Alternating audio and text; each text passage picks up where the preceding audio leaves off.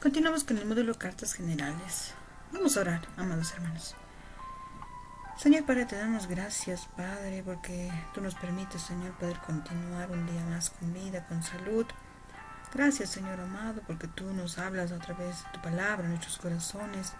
Te pedimos en esta oportunidad que tú seas quien nos guíe, nos ayudes para poder continuar, Señor, estudiando y meditando en tu palabra.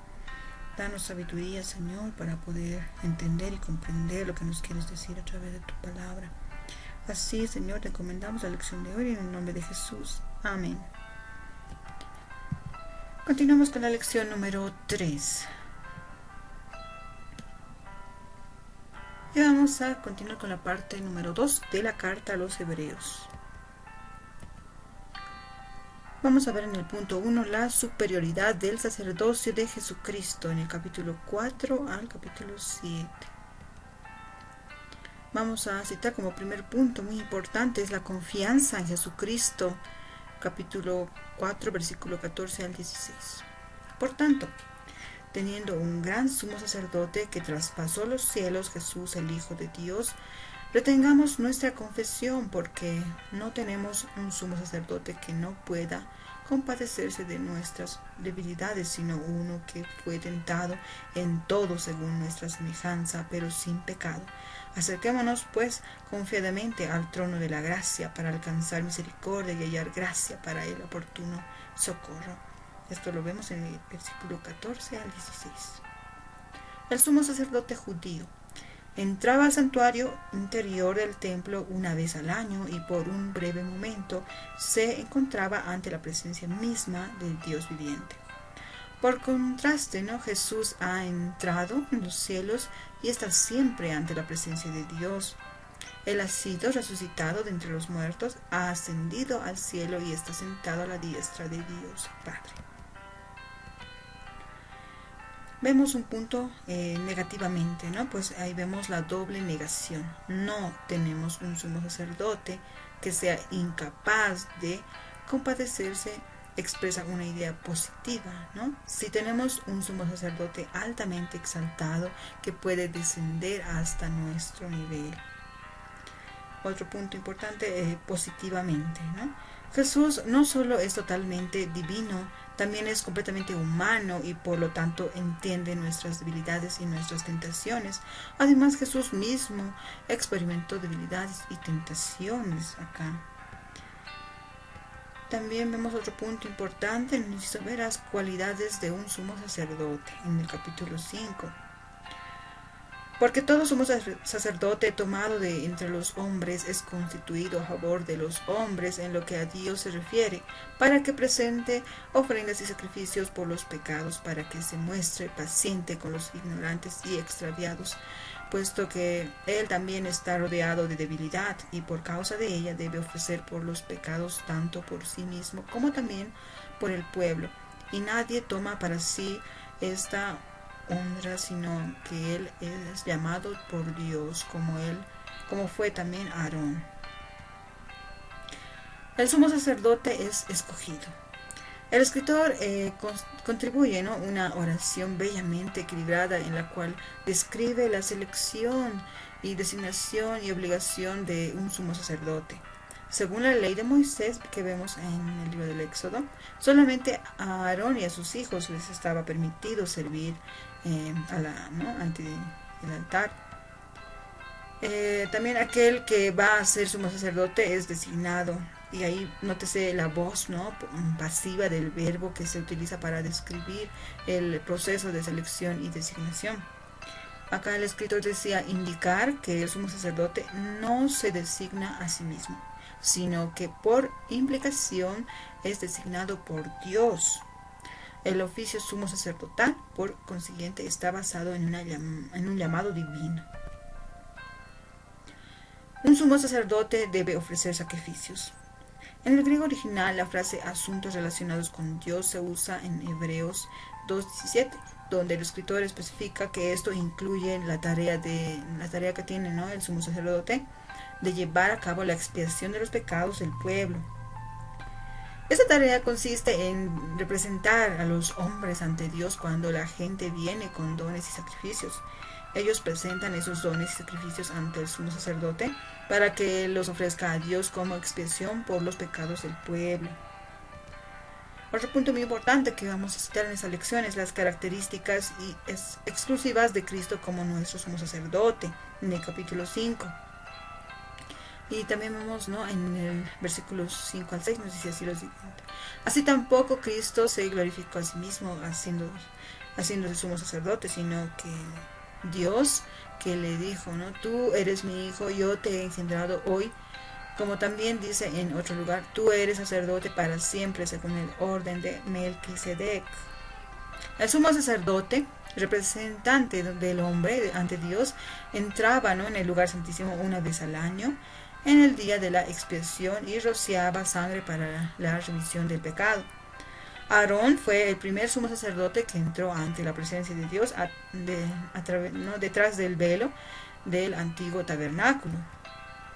Sin embargo, Jesús es superior a Aarón, puesto que Jesús ha traspasado los cielos. Vale decir que Él entró ante la presencia misma de Dios, en tanto que los sumos sacerdotes estaban acostumbrados a entrar solamente en la presencia simbólica que estaba en el tabernáculo o en el templo, y eso solo una vez al año. En su naturaleza humana glorificada, Jesús ha entrado ante la presencia de Dios, totalmente compenetrado de las debilidades y tentaciones humanas. Él intercede a nuestro favor cuando nos acercamos al trono de Dios en oración. Dios estableció a Jesús como sumo sacerdote, y no cuando Jesús entró a los cielos, sino antes de la venida a la tierra, ¿no?, según el Salmo 110:4. Tú eres sacerdote para siempre según el orden de Melquisedec. El sumo sacerdocio de Jesús es eterno. Él ya es sacerdote antes de comenzar su vida terrenal. Ahora vemos Melquisedec, ¿no? En hebreo, Sedec es mi rey, rey de justicia. Es mencionado en capítulo 5, 6, 9, ¿no?, donde nos dice rey de Salem. Aparece en Génesis 14, 18 al 20. Probablemente Jerusalén en Salmos 76:2. Sacerdote del Dios Altísimo, que saludó a Abraham cuando regresaba de la batalla con Kedorlaomer, ¿no?, y otros reyes. Recordemos en el Antiguo Testamento. También Melquisedec salió, dice, ¿no?, a recibirlo con vino y pan, y le bendijo y recibió sus diezmos. Se ignora de dónde provino este rey, no se sabe, ¿no?, genealogías, no tiene principio ni fin. Años después, un salmista aclama, ¿no?, a un rey davídico como un sacerdote perpetuo según el orden de Melquisedec. Esto lo vemos en Salmo 110:4. En Hebreos desarrolla, ¿no?, el sacerdocio de Jesucristo. A la luz de otros pasajes, la figura de Melquisedec es muy importante. De su aparición y desaparición en Génesis podemos ver que su sacerdocio es viviente y eterno. Es un tipo de Cristo, y por lo tanto su sacerdocio es superior al de Aarón y el Levítico, cuyos sacerdotes son mortales. Entonces podemos concluir que Melquisedec es una teofanía, ¿no?, que son apariciones divinas en forma física. Es Cristo apareciendo en el Antiguo Testamento para mostrar desde el principio que vendría uno mayor para la redención del mundo. Otro punto muy importante que vamos a citar es la advertencia de no volver atrás. Acerca de estos tenemos, ¿no?, mucho que decir y difícil, ¿no?, de explicar, por cuanto os habéis hecho tardos para oír, porque debiendo ser ya maestros después de tanto tiempo tenéis necesidad de que se os vuelva a enseñar cuáles son los primeros rudimentos de las palabras de Dios, y habéis llegado a ser tales como tenéis necesidad de leche y no de alimento sólido. Y todo aquel que participa de la leche es inexperto en la palabra de justicia, porque es niño, pero el alimento sólido es para los que han alcanzado madurez, para los que por el uso tienen los sentidos ejercitados en el discernimiento del bien y del mal. Es probable también, el problema, ¿no?, de del lento progreso en dirección a la madurez, pues nos hace un ejemplo acá, ¿no?, de un maestro con experiencia, ¿no?, que se da cuenta cuando los alumnos ya no están captando, ¿no?, el material de la lección. Sabe que los alumnos no siempre progresan en su pericia en el aprendizaje y que a veces una llamada de atención o una corrección son apropiados en esos momentos, ¿no?